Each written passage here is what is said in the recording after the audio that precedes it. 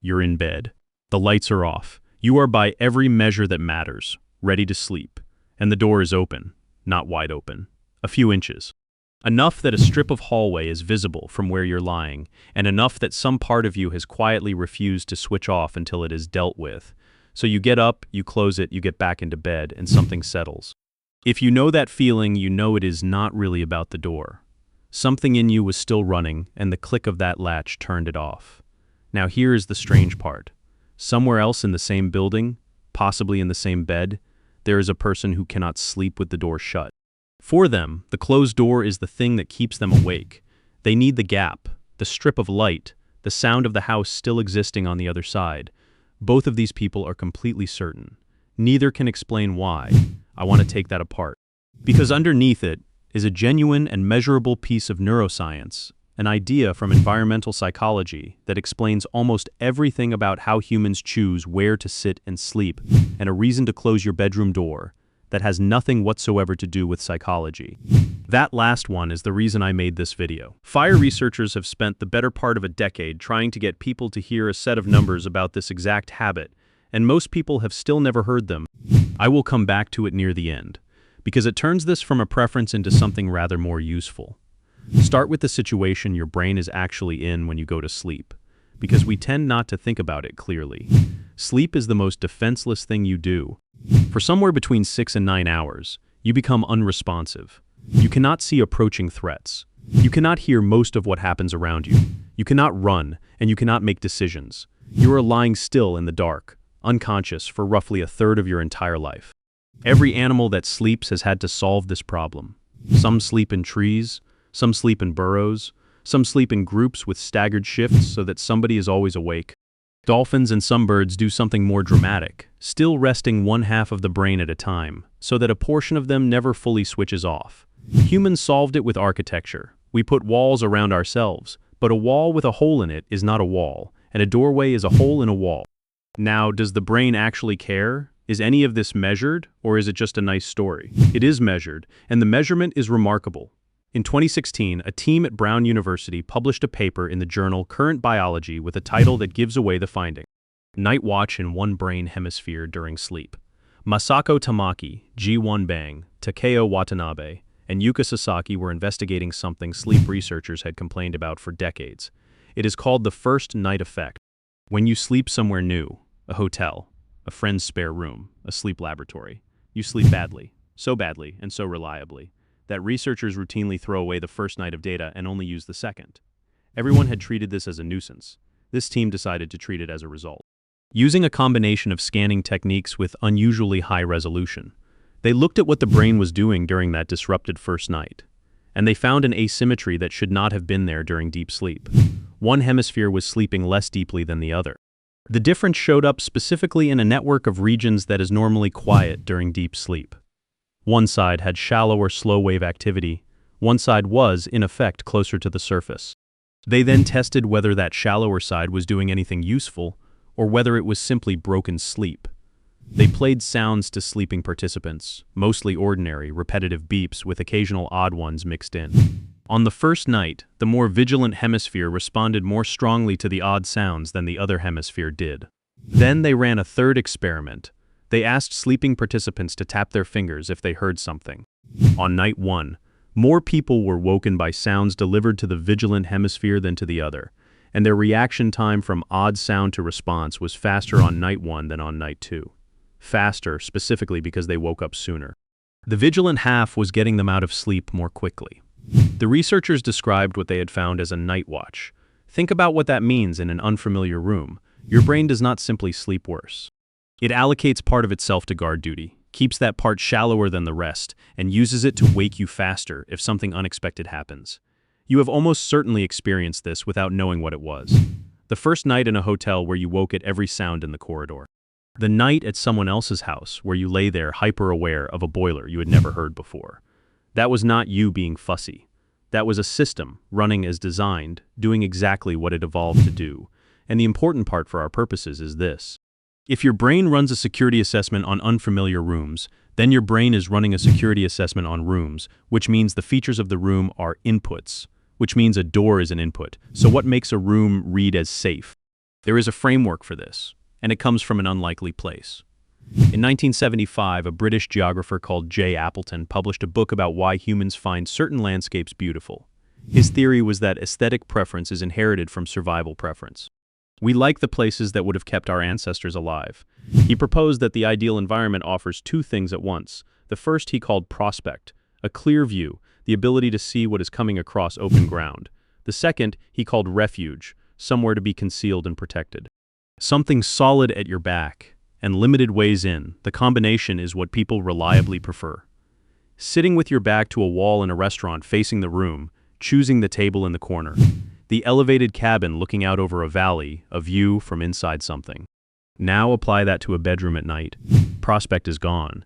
It is dark, your eyes are closed, and you're unconscious. You have surrendered the entire visual half of the equation, which means all of your remaining sense of safety is carried by refuge. And refuge is a question about the physical boundary of the space. An open door is a boundary with an unresolved section in it. Here's where I think the popular understanding of this gets it backwards. The usual assumption is that people who close their bedroom doors are anxious, that the closed door is a symptom, an expression of fear, evidence of something unresolved. Watch what actually happens in the moment, and a different picture appears. The person lying there with the door ajar is doing low-level monitoring. Not consciously and not dramatically. Some background process is holding the doorway as an open item. Every sound from the house has to be checked against it, because the doorway is the route by which anything could arrive. They get up, they close it, and the monitoring stops. The closed door does not express the fear. The closed door is the thing that ends it. It converts an ongoing, open-ended monitoring task into a single completed action. One decision made once that holds all night without further attention. That is why the relief is so immediate and so disproportionate to the size of the act. You did not make the room safer by 3 inches of pine. You gave a vigilance system permission to stand down. Which brings us to the other person, the one who cannot sleep with the door shut. Because if the closed door is a security solution, why does it make them feel worse? They are solving the same problem with the opposite tool. For the closed door person, safety is a barrier. Nothing gets in, so nothing needs monitoring. For the open door person, safety is information. They want to hear the house. The creak of someone moving around, the distant TV, the sound of the front door. They are not leaving the boundary open by accident. They are keeping an information channel deliberately open. Because for them, silence is the thing that produces vigilance. Close their door, and you have not protected them. You have blindfolded them. Now, something could be happening out there and they would not know. And that unknown is exactly the open item their brain refuses to close. Watch a parent with a young baby and you will see this in its purest form. The door stays open, not because the hallway is safe, but because audibility is the entire point. The channel matters more than the barrier, so both preferences are strategies for the same goal. One reduces threat by sealing the room. One reduces threat by keeping surveillance running. Neither is neurotic and neither is correct, and this is why the argument between two people who each hold one of these positions is completely unwinnable. You're not arguing about a door. You are each defending the specific arrangement that lets your own vigilance system switch off, and you are each proposing something that would keep the other person awake. Where do these preferences come from? Mostly childhood, and they form in both directions from very similar circumstances. A child lying in the dark is doing the same calculation with fewer resources. Some children resolve it with the barrier. The closed door means the room is finished, sealed, complete, and nothing can arrive. Other children resolve it with the channel. The door stays open, the hall light stays on, and the sound of parents moving around downstairs is proof that the world is still running and still populated. Close that door and you have taken away their evidence. Two children, the same fear, opposite solutions. And in most cases they will carry that solution into adulthood without ever revisiting it, which is why so many people have a strong preference here and no explanation whatsoever for it. There's also a set of ordinary physical reasons layered on top, and they are worth separating out from the psychology because some of them are simply true. A closed door reduces sound. Noise disrupts sleep, even at levels too low to wake you, producing brief arousals you never remember. A door is a meaningful sound barrier. A closed door blocks light. Light in a bedroom affects sleep quality, and a lit hallway is a light source pointed directly at you. A closed door creates privacy in a shared home, which matters more than people admit. And here's one that runs the other way, which I want to be honest about. A closed door restricts airflow, and a closed bedroom tends to be warmer and stuffier by morning. Falling asleep depends on your core temperature dropping. So a warm room is genuinely worse for sleep. Some people who sleep badly with the door closed are not fighting a psychological preference at all. They are simply too hot. So it is a real trade-off, and if you close your door and sleep poorly, the room temperature is the first thing to look at rather than your childhood. Now the numbers I promised. Everything so far has treated this as a matter of comfort. 2 valid preferences, a bit of neuroscience, an unwinnable domestic argument. There is a set of findings that sits outside all of that, and it is the reason this habit is worth thinking about at all. The Fire Safety Research Institute, part of UL Research Institutes, ran a series of full-scale house fire experiments. They built out real homes, set them alight, and measured conditions room by room, comparing bedrooms where the door had been left open with bedrooms where the door had been closed. The differences are not small. In the rooms with the door open, temperatures exceeded 1,000 degrees Fahrenheit. In the rooms with the door closed, temperatures stayed under 100. Carbon monoxide in the open rooms measured around 10,000 parts per million, which is an extremely toxic level.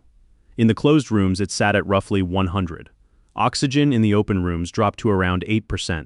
Behind the closed door, it stayed near 18, which is close to breathable air.